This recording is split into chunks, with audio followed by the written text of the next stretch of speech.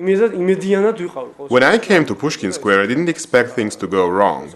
I saw a policeman who's a friend's friend. I went up to him and asked him if everything was going to be okay. And he said, of course, nothing is going to happen.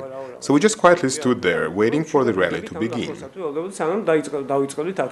We were sort of milling about. There were other people who were there to participate, and we were kind of waiting for it to be, it was planned for 1 o'clock, and so we were waiting for that to happen. We heard a noise coming from Rustaveli Avenue, sort of around the corner, and it was like sort of a big roar of people and voices and yelling.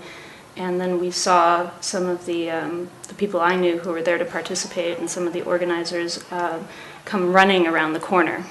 And they were yelling, and people were yelling, "Run!" And there was sort of a panicked feeling. And I didn't know what was happening, but it was clear that we were in some sort of danger. I saw a large crowd that came crushing like tsunami. And then I thought, this is it. I thought they were going to stomp us to death.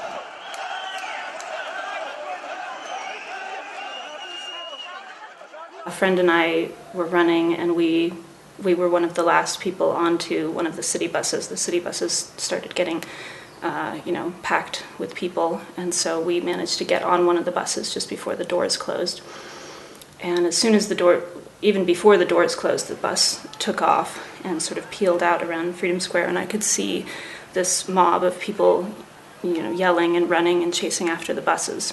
And they were sort of flinging themselves at the buses, slamming at the windows, trying to break the windows. They were throwing rocks and bottles. They broke in the windows. The girls were lying down on the floor, and they were screaming, and they were throwing stones inside the bus, and they were forcing the bus driver to open the doors, and the girls were like pushing with their feet to close the doors. It was a mess. It wasn't even the evacuation plan was not well arranged as I see it now. They just had their faces were contorted with rage, and they were screaming. I couldn't understand what they were saying, but they were trying to break the windows, and I assume they would have dragged us off of the bus. All kinds of thoughts were going through my head as I was riding that bus. They say that the Nazis wanted to put all homosexuals on a ship and dump them into the sea. So I was thinking to myself, you have busloads of gay people here, and they're taking us somewhere. So if they dump all of us into the sea, will anyone care? I never felt so humiliated in my life.